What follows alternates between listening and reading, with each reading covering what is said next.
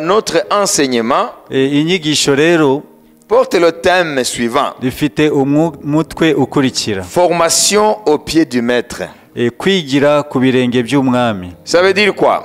Bisobanuye iki? Chaque enfant de Dieu buri mwana w'Imana doit apprendre à être à l'écoute de la voix du Seigneur. akwiriye kwiga kumva ijwi ry'umwami. Cela nous a amené, icyo cyatuzanye nous amène à l'histoire du prophète Samuel. biratuzana ku mateka y'umuhanuzi Samweli. Lorsque nous lisons le premier livre de Samuel, iyo dusomye igitabo cya mbere cya Samweli chapitre 1er, igice cya mbere nous voyons dans quelles circonstances Samuel est né. tubona uburyo Samweli yavutsemo. D'abord, Dieu avait un besoin. icya mbere ni uko Imana yari ifite icyifuzo. Oui, Dieu aussi a des besoins. Imana nayo igira ibyifuzo. Quel était le besoin de Dieu? icyifuzo cy'Imana cyari ikihe? Il avait besoin d'un homme yari ikeneye umuntu qui va ramener sa gloire en Israël. uzagarura ubwiza bwayo muri Isirayeli. Parce que la sacrificature de la maison d'Élie était souillée. kubera ko ubutambyi bw'inzu ya Eli bwari bumaze kwandura. Les enfants d'Élie abana ba Eli avaient profané la sacrificature. bari barahumanije ubutambyi. C'étaient des enfants pécheurs. bari C'est abanyabyaha. deux fils d'Élie abana babiri ba Eli qui étaient sacrificateurs avec son père en tant que souverain sacrificateur. bari abatambyi ko se yari umutambyi mukuru. Tout ça, vous lisez dans le chapitre 1er du premier livre de Daniel, de Samuel. ibyo byose biri mu gice cya mbere cy'igitabo cya Samweli. Le premier livre de Samuel, le premier chapitre. cya Samweli igice cya mbere. Et après, tu peux continuer, chapitre 2, etc. ubasha gukomeza n'igice cya kabiri pour voir toute la vie de Samuel. kugira ngo urebe ubuzima bwa Samweli. Mais il est né parce que Dieu voulait quelqu'un qui va remplacer Élie. yaravutse ko Imana yari ikeneye umuntu izasimbuza Eli. Parce que Dieu avait décidé d'enlever la sacrificature, le sacerdoce de la maison d'Élie. kuko Imana yari yafashe icyemezo cyo kwambura ubutambyi inzu ya Eli à cause des péchés de ces deux fils-là. kubera ibyaha by'abana be babiri. Alors, rero il y a une femme aussi qui avait un besoin. hari undi n'umugore nawe yari afite icyifuzo. C'est Anne. ni Ana. Ana avait besoin d'enfants. yari akeneye umwana Parce qu'elle était stérile. kuko yari ingumba. C'est ce qu'on nous dit. niko ijambo ry'Imana ritubwira. Donc Anne était triste parce qu'elle n'avait pas d'enfant. yari afite agahinda ko nta mwana yagiraga. Anne, c'était l'épouse de Elkana. Ana yari umufasha wa Elukana. Elkana, il était de la tribu de Lévi. Elukana yari wo mu muryango wa Lewi. Donc Elkana, c'était un homme pieux. Elukana yubahaga Imana. À l'occasion des fêtes de l'Éternel, mu bihe by'iminsi mikuru y'Uwiteka, ou à l'occasion des événements qui sont exigés par la loi, cyangwa ibihe byategetswe n'amategeko, il montait, il allait avec sa famille à Shilo. yazamukanaga n'umuryango we i Shilo. Shilo, c'est là où était la maison de Dieu. Shilo niho hari inzu y'Imana. C'est là où on avait dressé le tabernacle de l'Éternel. niho bari barashinze ihema ry'Uwiteka. Et c'est là où se trouvait l'arche de l'Alliance. aho niho hari isanduku y'isezerano. Et voilà, Elkana allait avec sa famille à Shilo.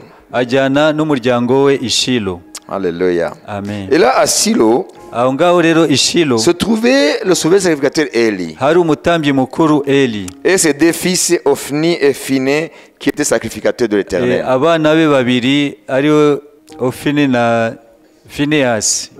Alors, rero cet homme, uwo mugabo Elkana, avait deux femmes, deux épouses. yari afite abagore babiri. L'une s'appelait umwe yitwaga Pénina.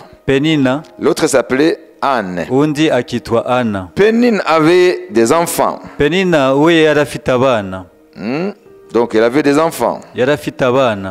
Pénine avait des enfants. Penina yari afite abana. Mais Anne n'avait pas. ariko Ana nta bana yagiraga. Donc un jour, umunsi umwe, lorsqu'ils étaient à Shilo, igihe bari i Shilo, Ana était devant le Seigneur yari imbere y'Imana et répandait sa tristesse devant la face de Dieu. asuka umubabaro we imbere y'Uwiteka.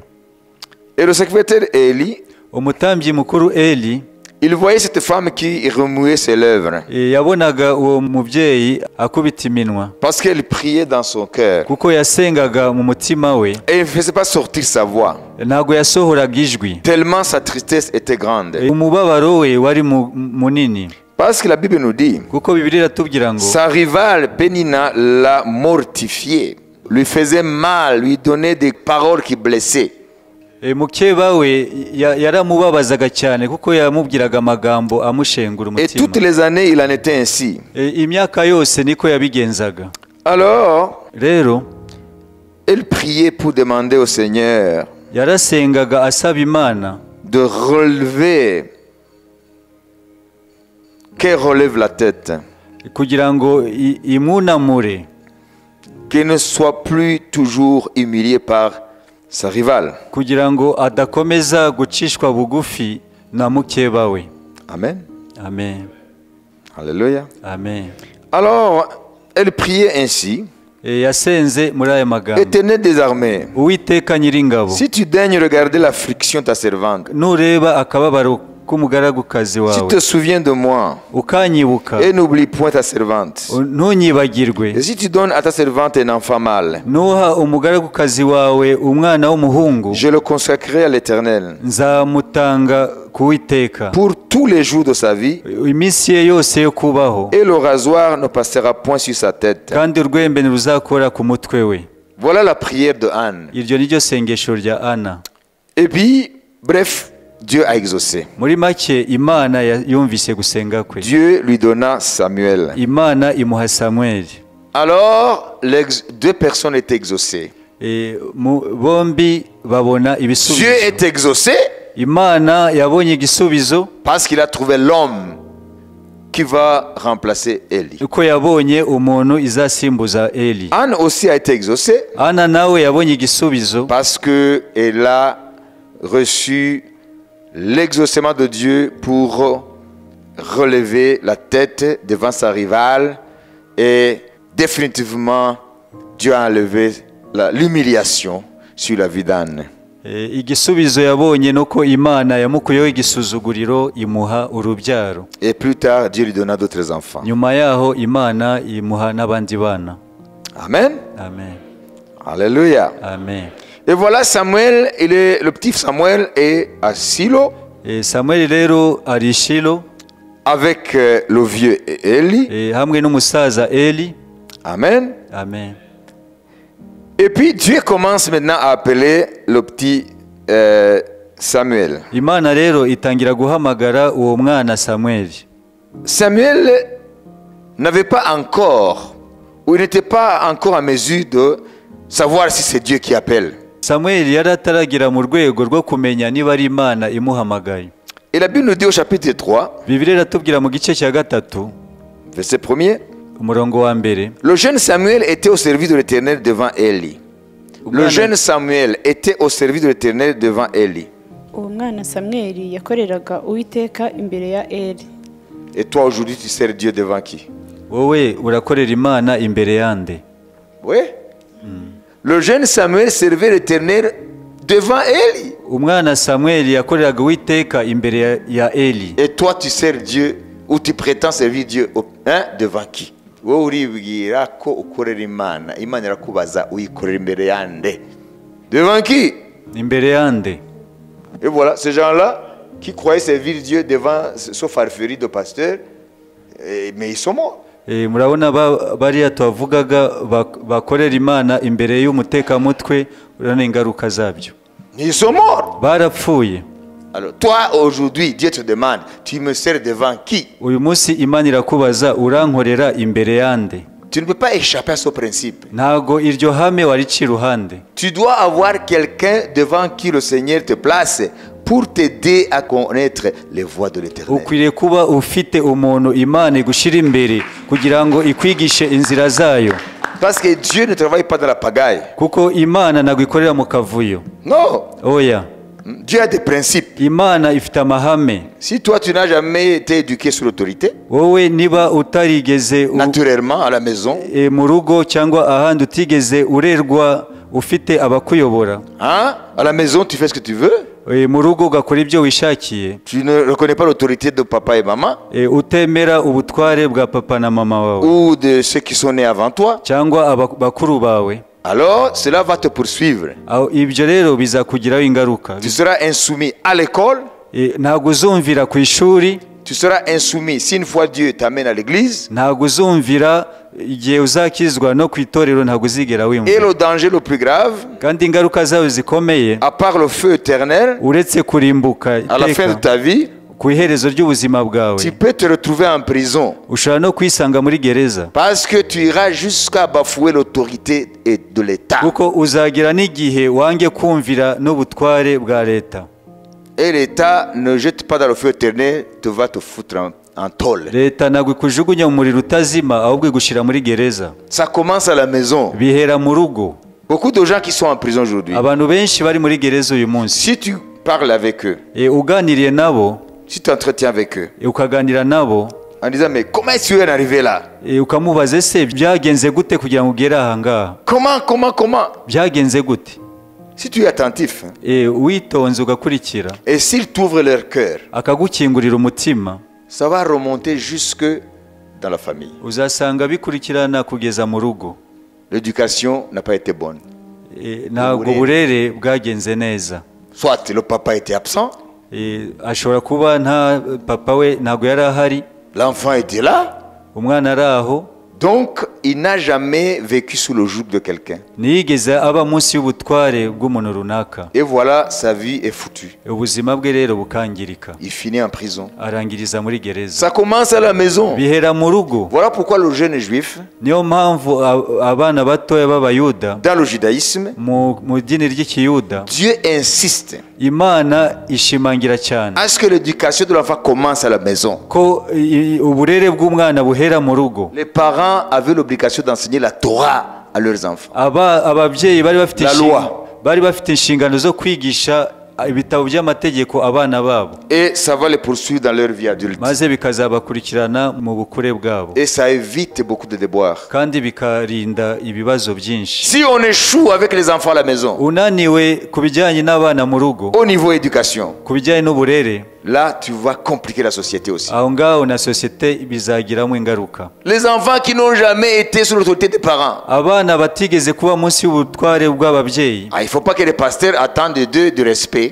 ntago kuri abo bana bashumba ntago bateze Shumba ntibitege kuri abo bana batigeze barerwa mu mago, ntibabitegemo kubaha ubuyobozi bw'Imana. Parce que l'église c'est la continuité de la famille. kubera ko itorero Itorero nuvuga ngo ni wa muryango nyine umuntu yavukiyemo, uburere bwawo bukomeza no mu itorero. Si on échoue dans la famille, nutsindwa mu rugo, mais ça va donner des problèmes au pasteur. bizateza ibibazo abashumba. L'enfant qui a été bien éduqué à la maison, Umwana warezwe neza mu rugo, sous l'autorité parentale, akaba munsi y'ubutware bw'ababyeyi, c'est un bon disciple de Jésus dans ni l'église. umwigishwa mwiza mu itorero. Est-ce que vous comprenez? Ese murasobanukiwe? Amen. Amen.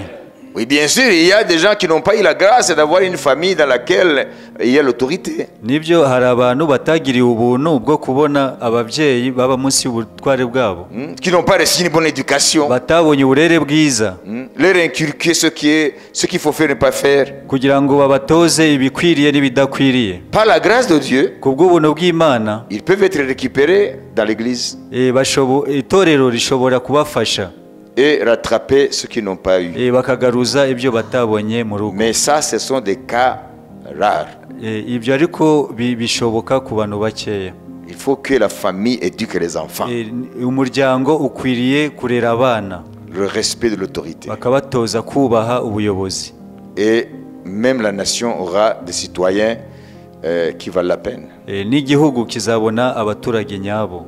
Amen, amen. Amen. Alors, le jeune Samuel, Umwana Samuel il est à Silo, ari Shilo, dans la maison de Dieu. ari mu nzu y'Imana, Il sert Dieu devant Élie. akorera Imana imbere ya Eli. Toi aussi, interroge-toi. Nawe wibaze, Tu sers Dieu devant qui? ese nkorera Imana imbere yande? Il ne faut pas prétendre Nukwiriye kwibwira qu'on ne dépend que de Dieu.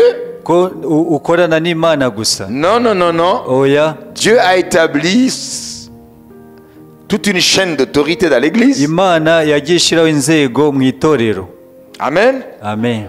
Dieu n'est pas un Dieu de désordre. Imana ntabwo ari Imana y'akavuyo, C'est un Dieu d'ordre. ni Imana ya gahunda. Tu n'échapperas jamais à l'autorité. Ntuzigera ubaho udafite ubutware bukuru. Tu nais sous l'autorité parentale. Uvukira munsi y'ubutware bw'ababyeyi, Et après, quand tu vas commencer l'école, watangira ishuri tu es sous l'autorité des maîtres. ukaba munsi y'ubutware bw'abarimu. Et après l'école, Nyuma y'ishuri tu vas aller travailler. ukajya ku kazi, Tu seras sous l'autorité de tes employés. nawe uzaba munsi y'ubutware bw'umukoresha wawe. Et dans la société, No muri sosiyete tu seras sous l'autorité des autorités politico-administratives. uzaba munsi y'ubutware bw'ubuyobozi bw'igihugu. Et après ta mort, Nyuma y'urupfu tu vas rwawe trouver au ciel, uzasanga mu ijuru il y a l'hiérarchie angélique. hari inzego z'abamarayika, Il y a des archanges. hari abamarayika bakomeye. Et au-dessus des archanges, Munsi y'abakerubi il y a des anges qui sont soumis aux archanges. hari abamarayika bari munsi y'ubutware bw'abakerubi. Alors tu vas échapper à l'autorité comment? Ese ni hehe uzaba hatari ubutware? Tu vas échapper à l'autorité comment? Ni hehe uzahungira he ubutware? Est-ce que vous comprenez? Ese murasobanukiwe? Alors toi qui es ici, Wowe uri hano et toi qui me suis sur Internet, nawe uri kunkurikira kuri internet, pose-toi la question. wibaze ikibazo. Tu sers Dieu devant qui? Ukorera Imana imbere yande? Dieu n'accepte pas des vadrouilleurs. Imana ntago yemera inzererezi. Tu dis Amen. Amen. Alors la Bible nous dit, Bibiliya iratubwira Dieu commença à appeler le jeune Samuel. Imana itangira guhamagara Samuel. 1 Samuel 3, 2, 3 dit ceci. Samuel wa mbere igice cya gatatu 2, 3. umurongo wa kabiri n'uwa gatatu. En ce même temps, Élie, qui commençait à avoir les yeux troubles et ne pouvait plus voir, était couché à sa place. icyo gihe Eli yaratangiye guhuma atakibona. La lampe de Dieu n'était pas encore éteinte. Bukeye mu maryama ajya ku buriri bwe, Et Samuel était couché dans le temple de l'Éternel où était l'arche de Dieu. itara ry'Imana ryari ritarazima, kandi Samweli yari aryamye mu rusengero rw'Uwiteka aho isanduka y'Imana iba. On dit que Élie qui commençait à avoir les yeux troubles, ça veut dire qu'il était vieux, sa vision commençait à décliner, mais aussi, parallèlement, spirituellement, ce serviteur de Dieu aussi commençait à être aveugle spirituellement, parce que le péché s'était installé en Israël, mais il laissait faire. Baratubwira ko Eli ngo yaratangiye guhuma, uko yagendaga ahuma mu maso kubera imyaka, mu rundi ruhande no mu mwuka yaratangiye guhuma. 3. La lampe de Dieu n'était pas encore éteinte et Samuel était couché dans le temple de l'Éternel où était l'arche de Dieu. Itara ry'Imana ryari ritarazima, kandi Samweli yari aryamye mu rusengero rw'Uwiteka aho isanduka y'Imana iba. Heureusement que la lampe de Dieu n'était pas encore éteinte. Icyiza nuko Imana ishimwe ko itara ry'Uwiteka ryari ritarazima. Ça veut dire Dieu veille à ce que son témoignage ne disparaisse pas complètement d'Israël. Imana ikomeza irinda ko ubuhamya bwayo butazima muri Isirayeli. Alors l'Éternel appela Samuel. Imana rero ihamagara Samuel. Il répondit, me voici. Aravuga ngo ndi hano. Et il courut vers Élie. Ahita yiruka asanga Eli. Et dit, Aravuga ngo me voici, car tu m'as appelé. ndi hano ko wampamagaye. Élie répondit, je n'ai point appelé. Eli aramubwira ngo ntago naguhamagaye. Retourne te coucher. Subirayo uryame. Il alla se coucher.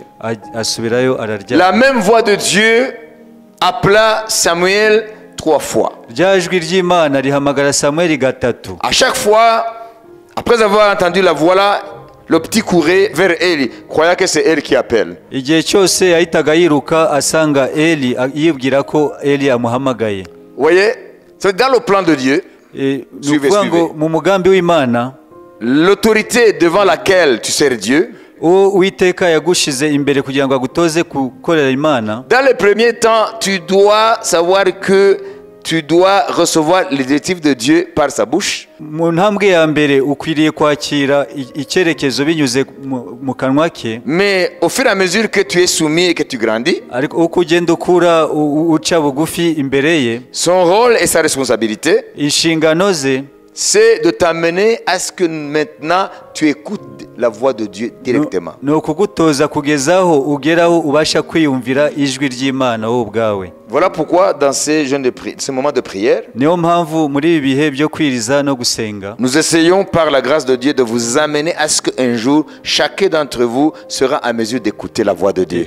tugerageza kubayobora kugeza aho muzagera mu rwego aho mubasha kumva ijwi ry'Imana. Qu'est-ce qui différencie un faux apôtre, un vrai apôtre? Niki gitandukanya intumwa y'ukuri n'intumwa Un y'ibinyoma? faux prophète, un vrai prophète. Umuhanuzi w'ibinyoma n'umuhanuzi nyawe. Les faux prophètes, les faux apôtres, les faux ouvriers Abahanuzi b'ibinyoma, intumwa z'ibinyoma et d'autres faux ouvriers, n'abandi bita abakozi b'Imana, ils n'attirent pas les hommes pour leur montrer Jésus. ntago bazana abantu kugira ngo babereke Yesu, Ils les attirent vers eux. ahubwo bazana kugira ngo babarebe bo.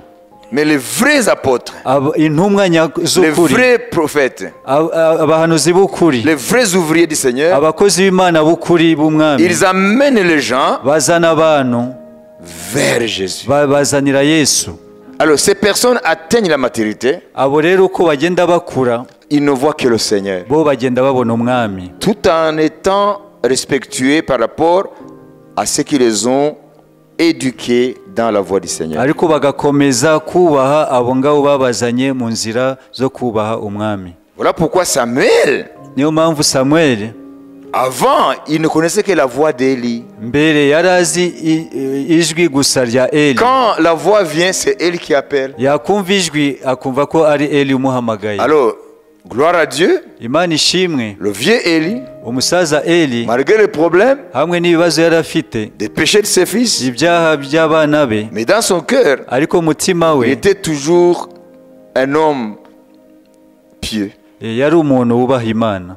Alors il a dit, ah, je comprends, cet enfant, c'est Dieu qui est en train d'appeler. Aravuga ngo uyu mwana rero ni Imana iri kumuhamagara. Écoute, mon enfant, Aramubwira, mwana wanjye umva, écoute Samuel, umva Samuel, si cette voix vient encore, iryo jwi niryongera kugaruka, ne viens pas chez moi. ntuze kuri njye, Dis, uvuge.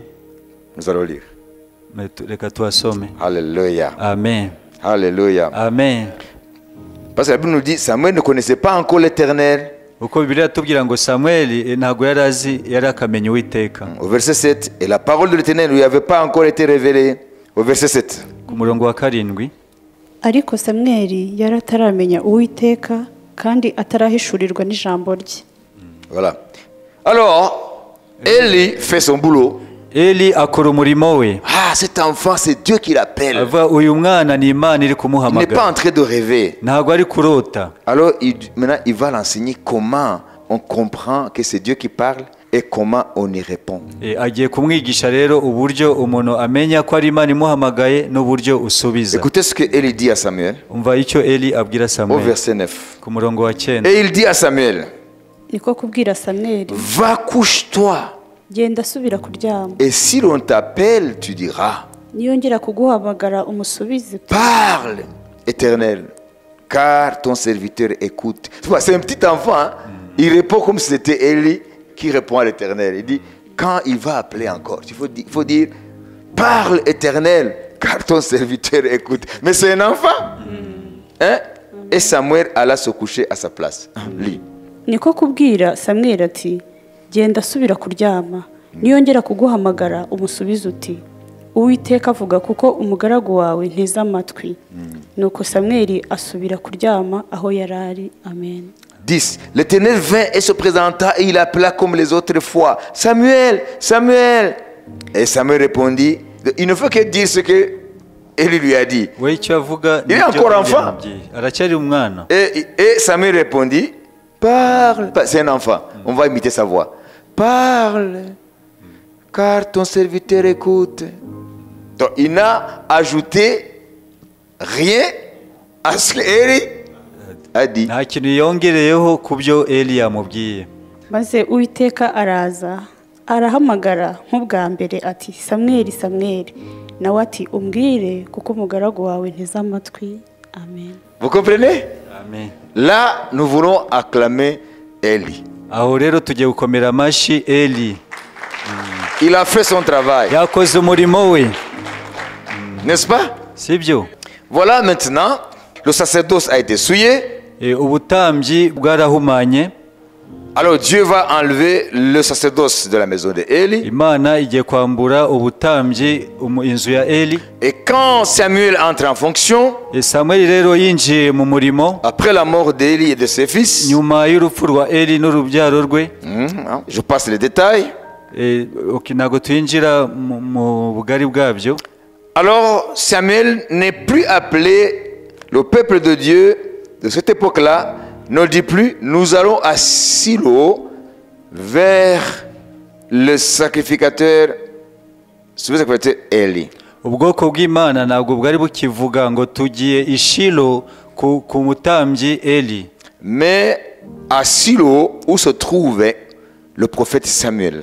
Ahubwo i Shilo ahari umuhanuzi Samuel. Avant c'était à Silo où se trouvait le sacrificateur Élie.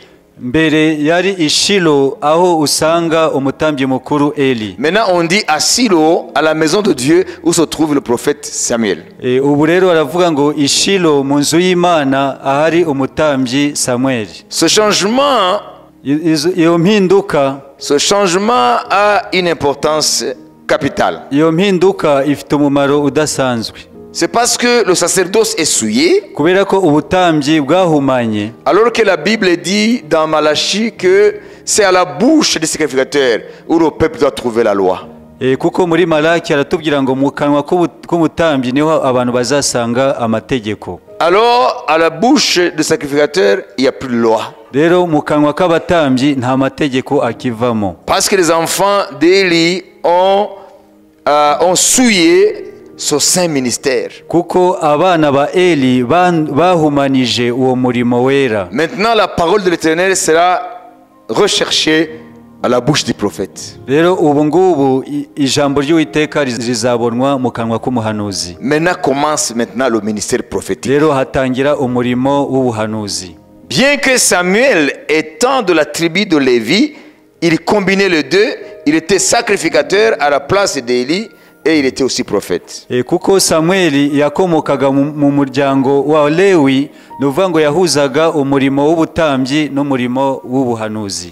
Et voilà, parce que nous sommes en train de parler de l'apprentissage au pied du maître. Kuko turi kwiga kubijyanye no kutozwa ku birenge by'umwami. Comment savoir c'est Dieu qui parle? Ni gute wamenya uburyo ko ari Imana ivuze? Qu'est-ce qu'il faut faire avec la parole prophétique? Niki wakoresha ijambo ry'ubuhanuzi wakiriye? Ou si tu es appelé à la transmettre, comment la transmettre? Niba uhamagariye kuritanga ni gute ukwiriye gutanga iryo jambo? Après cette relation entre Élie et le jeune Samuel, nyuma rero yo kubana hagati ya Eli na Samueli, où la relation était de maître à élève, aho yari nk'umwigisha n'umwigishwa. Parce que Élie apprenait au jeune Samuel comment écouter la voix de Dieu. Kuko Eli yigishaga uwo mwana Samuel uburyo bumva ijwi ry'Uwiteka. Après la mort de Élie, nyuma y'urupfu rwa Eli, Samuel alors a commencé une école prophétique. Samuel yatangiye ishuri ry'abahanuzi. Avant c'était une école informelle entre deux individus. Mbere ryari ishuri hagati y'umuntu n'undi. Samuel et Élie. Samuel na Eli. Ou Élie et Samuel. Cyangwa Eli na Samuel. Mais avec Samuel,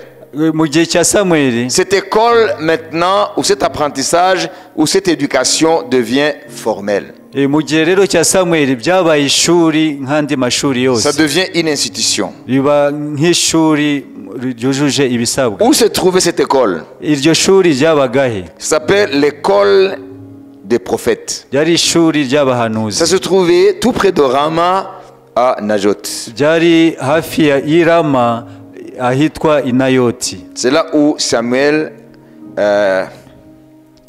enseignait aux jeunes que Dieu avait appelés au ministère prophétique comment devenir un vrai prophète de l'Éternel. Niho Samuel yatozaga yigishirizaga abakiri bato kubijyanye gute umuntu yumva ijwi ry'Uwiteka. Pas des enfants.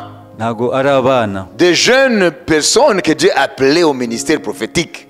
Abantu bakiri bato mu myaka ariko ntabwo ari abana. Imana ihamagara kuzabahinduramo abahanuzi bayo.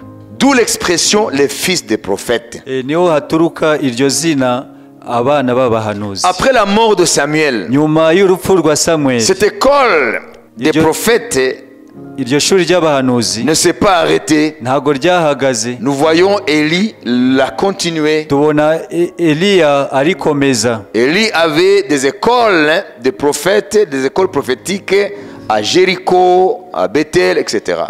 Eliya yari afite amashuri y'abahanuzi i Yeriko n'i Beteli n'ahandi. Et après le départ d'Élie au ciel, après l'enlèvement d'Élie, parce qu'il n'est pas mort, Eliya amaze gutwarwa mu ijuru kuko we ntago yapfuye, alors Élisée qui l'a remplacé Elisa rero wamusimbuye dans cet appel du ministère prophétique. muri uwo muhamagaro w'umurimo w'ubuhanuzi. Alors Élisée a continué à être le formateur, celui qui formait ces jeunes prophètes. Elisha rero niwe wakomeje uwo murimo wo gutoza abo bahanuzi. Il a continué les écoles de son maître Élie. Yakomerezanije y'amashuri y'uwari umukuriye Eliya. Mais je vais faire, avant de m'arrêter, je vais donner un éclaircissement.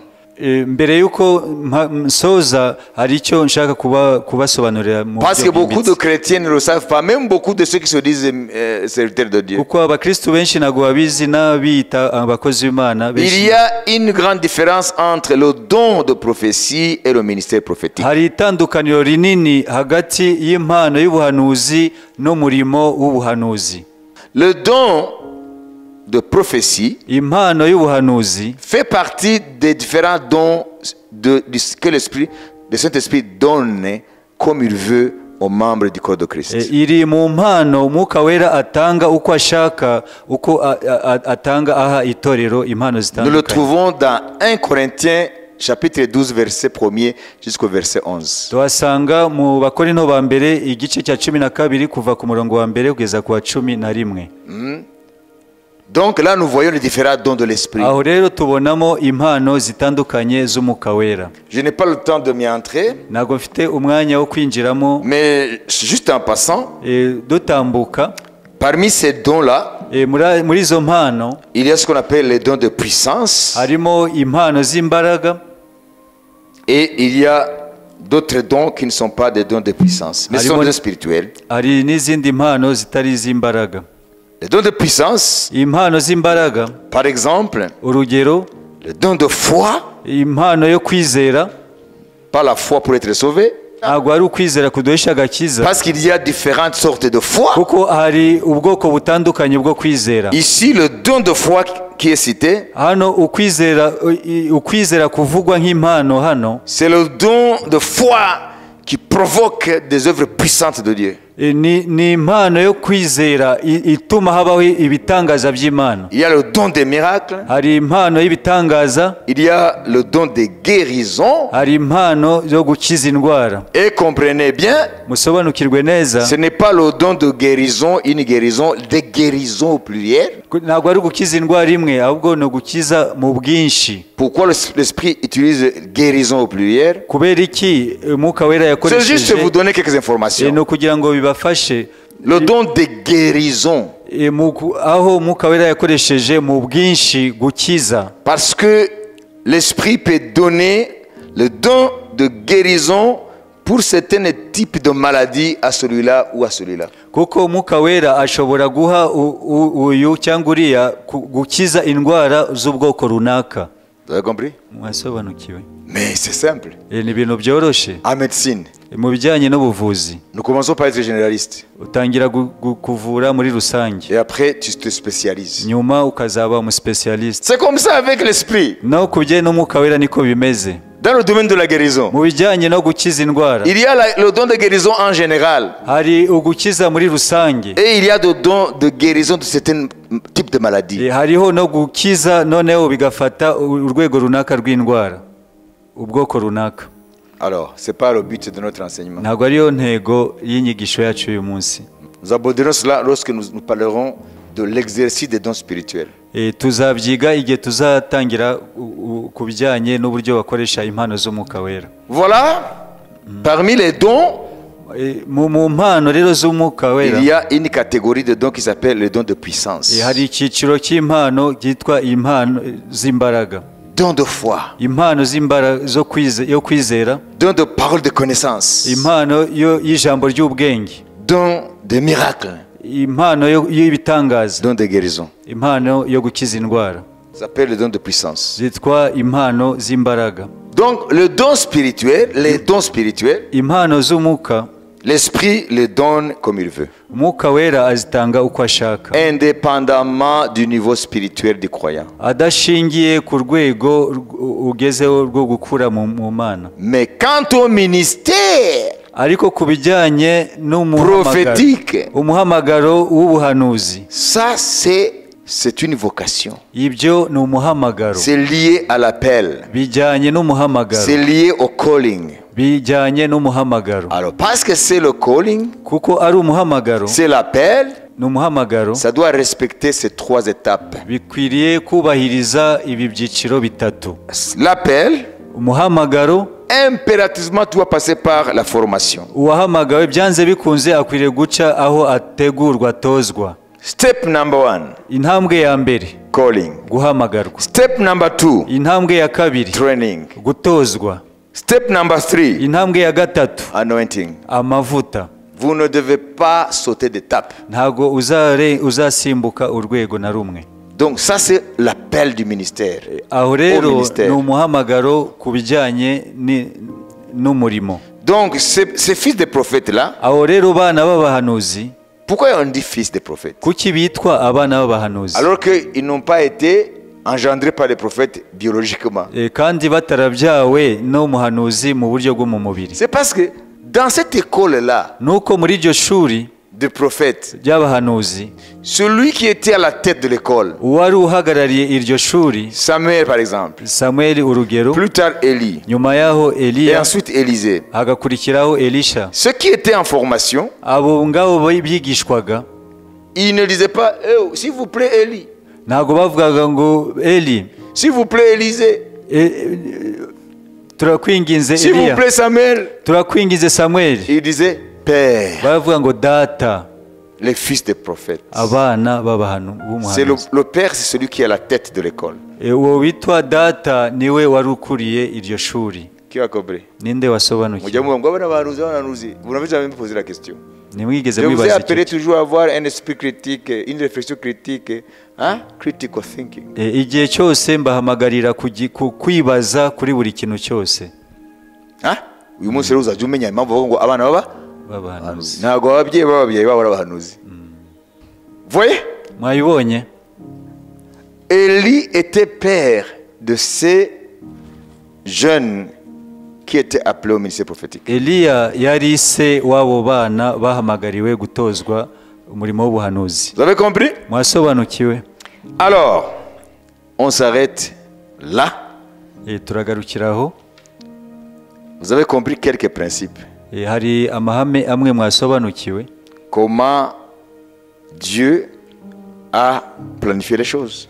Uburyo Imana yahaye ibintu gahunda. Quand tu viens au salut, Iyo ukijijwe, impérativement, byanze bikunze, tu dois passer au pied des pères. ugiye guca ku birenge by'ababyeyi.